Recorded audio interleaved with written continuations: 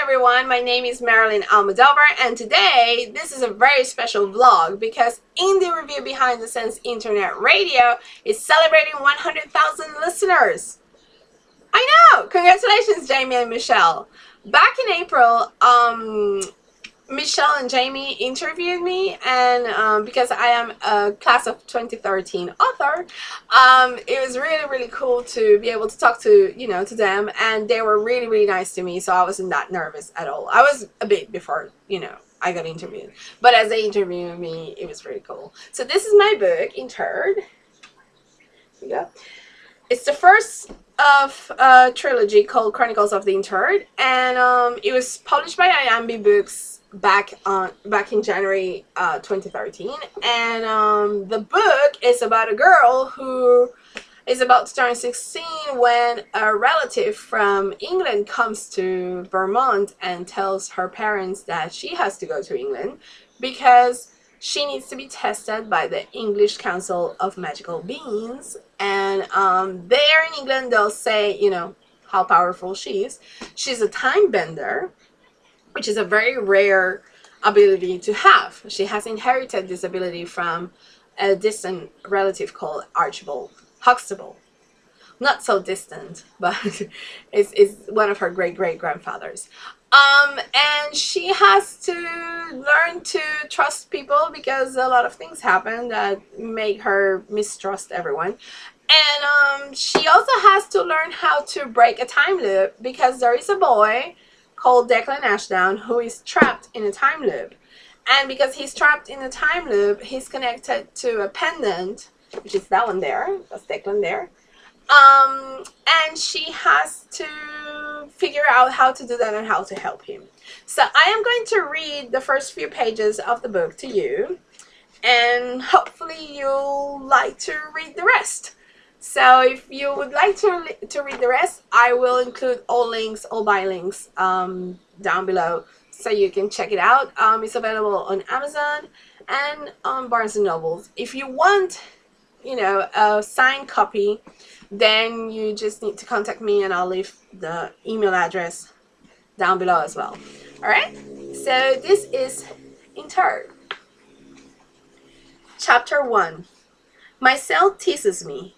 The moment I move to my bedroom window, it seems to perk up, only to stick out its tongue and die on me. I wonder if I should hold a funeral. It's been hours since the thing worked. Maybe I should just give up on trying to communicate with the outside world.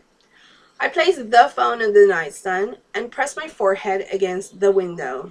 With no cable and no cell phone, it's as if we're living in the 80s or something.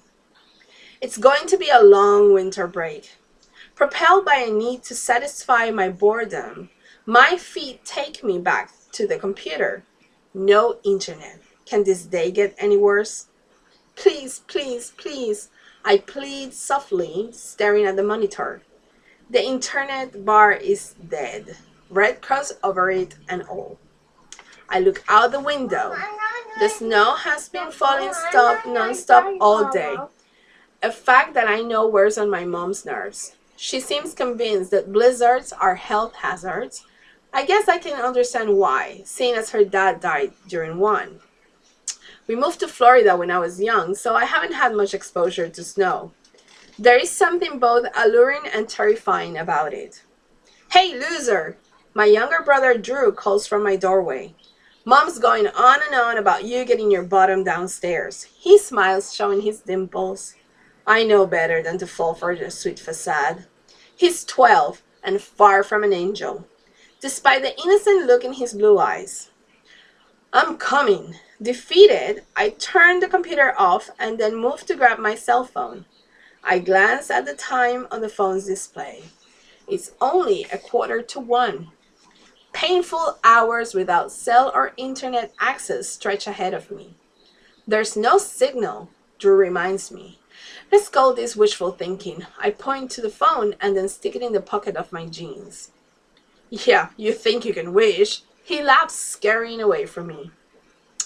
I, on the other hand, drag my feet down the stairs. Some of them creak beneath my shoes, reminding me of the age of the Vermont farmhouse. Though the pictures hanging on the walls are of my family, this house isn't ours. It belongs to the parents of my stepdad, Dickie. They offered the house to us when we lost our Florida home in a fire earlier this year. I'm not ungrateful, but it's old and creaky and not at all the type of house that Mom likes. She complains a lot when she thinks no one's listening. It's not big enough, according to her. Even though there's an attic, 5 bedrooms, and a basement where she keeps her exercise equipment, which she never gets to use. Once I reach the living room, I force a smile before I realize no one's looking at me. Mom's on the floor playing with my 3-year-old sister Lorelai, as Drew sits in a corner of the room with a book. Despite the chill, the fireplace sits cold and unused. Mom's phobias have apparently now extended from snow to fire. I'm going to help Dickie close the gate, I say. I wait for a response, expecting Mom to freak at the thought of me going outside. Then I frown, realizing how distracted she looks. She nods, holding onto one of my little sister's dolls as she listens to the radio. The fall of her sunny blonde hair hides the blue eyes that I wish I had inherited, but I know she's worried. I guess she's trying to hear whether the blizzard will make the record books and give her more reason to stress. Shrugging, I grab my thick coat from the hall closet. After I zip it up, I step outside and shudder as the wind whips my long brown hair around my face. I hate winter. It's a testament to my utter boredom that I'm venturing out at all. Spotting Dickie's bright red winter coat through the falling snowflakes, I trudge along the narrow path he created when he walked out of the gate. By the time I reach him, I can barely feel my fingers or toes. "What are you doing out here?" Dickie asks as he turns around and spots me. The gate's already secured, but not locked. I smile, nodding to the fence. "I thought you could use a hand, but it looks like I'm freezing my butt off for nothing." "It's fine. I appreciate the company." He returns the smile, picking up his tools and dropping them in the metal toolbox at his feet. I'm going to leave it open so it doesn't get stuck like last time. He secures the ski cap covering his ginger-colored hair before picking up the toolbox and walking alongside me back to the house. "Okay then. How's your mom?" I sigh, looking at the house. She's listening to the radio. I know she gets nervous because of what happened to her dad, but it's sort of weird to see her this scared. Dickie knocks his shoulder with mine. Once spring rolls in, she'll be fine. He tilts his head toward me and offers a conspiratorial smile. "It's the hormones." I nod, but I don't say what's really on my mind. Mom's been acting strange ever since the house fire. She's been especially overprotective of me over the last 6 months. Something I don't know how to handle since she's never been like this before. It got particularly bad after she received a phone call from England. I can only assume she received unwelcome news from her English relatives, since she didn't tell me what the caller conveyed, though I can't imagine why the call would affect her behavior toward me. Part of me wonders whether she's acting like this because of my upcoming birthday. Maybe knowing her firstborn child is about to celebrate her sweet 16 is contributing to her behavior. She's been extra sensitive about the subject over the past few weeks, refusing to discuss plans for a party. And here it is, just a few weeks until Christmas Day, my birthday, and no party invitations have been sent, no plans made.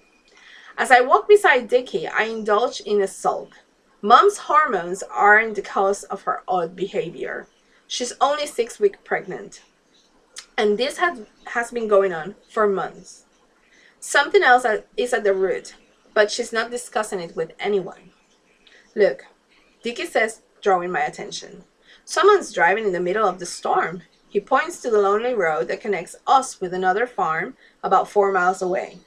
"Crazy people," I say, my breath whitening the air around my head. When we reach the front porch, I turn around and try to spot the car, while Dickie continues around the back of the house to check the fuse box. Though the heavy snow The black sedan continues through the heavy snow, the black sedan continues down the road at a snail's pace. Something about the slow-moving vehicle inching through the storm strikes me as ominous. I shrug the feeling away, figuring the driver is just lost. It'll be okay, Dicky assures me as he returns to the front porch. This is normal for Vermont this time of year. I swallow my response. Sure, it'll be okay. Easy to say for people who grew up in the north. The only blizzards I've witnessed have been through the magic of television. This amount of snow should be illegal. And that's a little bit of intern. I hope you enjoyed it, and I'll leave all the links down below for you to check it out if you want to. And you're gonna add it to your, TBR shelf and Goodreads as well. Thank you very much, and again, congratulations, Jamie and Michelle. Bye!